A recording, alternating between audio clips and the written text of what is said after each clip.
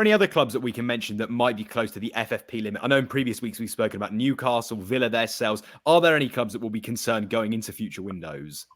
Yeah, I obviously think there is clubs. I think some of the managers have been quite open on it as well. Gary O'Neill was quite revealing in that he said that if Wolves had followed up their interests in Armando Broja and tried to sign him even on loan, they probably would have breached the FFP rules and were facing punishment. That goes the whole way back to the summer when Wolves were forced to cash in a number of their players just to help balance the books. You had Ruben Neves leave to go to Saudi Arabia. Mateus Nunes was sold for big money as well to Manchester City, and the likes of Nathan Collins, Connor Cody, Raul Jimenez were all offloaded as well just to help Wolves in their situation. So they're right on the brink of it.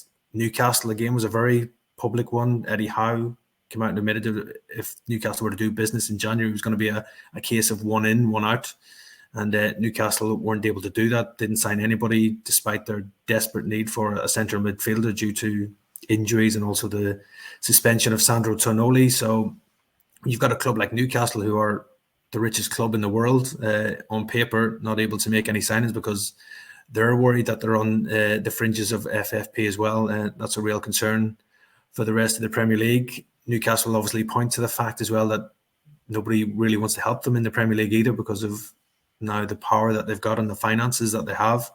And also even Manchester United on the fringes of FFP. Erik ten Hag was a bit disappointed that his club wasn't able to bring in a new striker in January, having lost Anthony Martial to injury. He said due to FFP constraints, even Manchester United were not able to enter the transfer market to bring in a signing. And it was quite marked at Man United as well that it was players leaving the club rather than players coming in January. There was a number of departures, whether that was on loan or permanent as well. We had Jadon Sancho go out, Van de Beek go out, Hannibal go out, Pellistri go out as well. So yeah, Man United were sort of clearing the decks and looking to balance the books in January rather than normally a club like Manchester United will be looking to make signings in that transfer window. So I think probably that tells you everything you need to know what happened in this January window.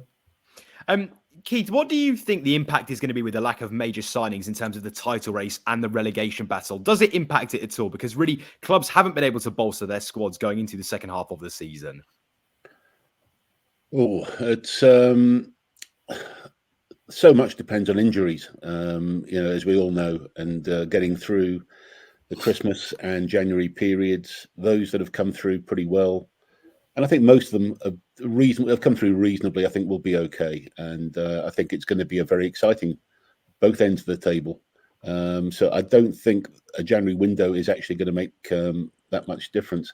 One observation I'd make about the January window is normally it happens that there are 2 or 3 big transfers that then set off a whole, avalanche of different deals as it goes down the chain. And you look at the big clubs. I mean, Man United had the Ratcliffe situation going on. Chelsea have got their own distractions off the pitch. Man City have got their own distractions in terms of the charges. Nearly all the big clubs, Liverpool had known in January that Klopp was going to go. So each of them had off the pitch distractions that I think made them all pause and think that, we're going to keep our powder dry to the summer. So there was an unusual number of off-field factors that I think maybe have calmed down quite a bit of spending. And that's an interesting way to look at it as well. You mentioned Forest, of course, that they weren't really penalised in the same way in terms of having off-the-field distractions, although then the charge did come eventually. So it seems that, I guess what I'm getting at is that off-field business and off-field distractions are starting to become bigger than the actual football, squad deals, which is so wrong.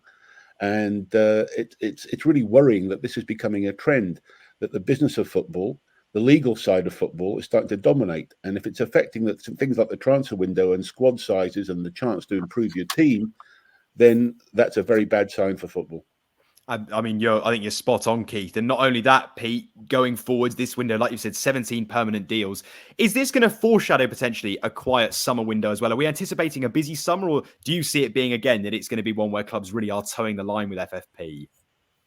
I think obviously they'll be wary of what they do more, but the summer window is the window where most clubs will look to do business. It's the best opportunity. You've got time to go out and sign your top targets. Also for the clubs who lose their best players, it gives them time to go out and bring replacements in as well. So I think we'll have a big spend in the summer as normal. There'll be a lot of high profile players moving on as well for big money, and then obviously, like Keith mentioned, there will be a filter down effect of players moving from clubs to clubs, and that'll filter down from the Premier League, hopefully to the EFL as well. We saw a bit of that in January with Crystal Palace signing Adam Wharton from Blackburn Rovers, so that money will be filtering down to the EFL. Also, Morgan Rogers joining Aston Villa from Middlesbrough as well, so that'll be a filter down effect. Middlesbrough obviously didn't go out and spend the money they got from Morgan Rogers, so they're obviously waiting for the summer to do their business as well. And as Keith said, there was quite a few other off-field distractions in this January transfer window, which maybe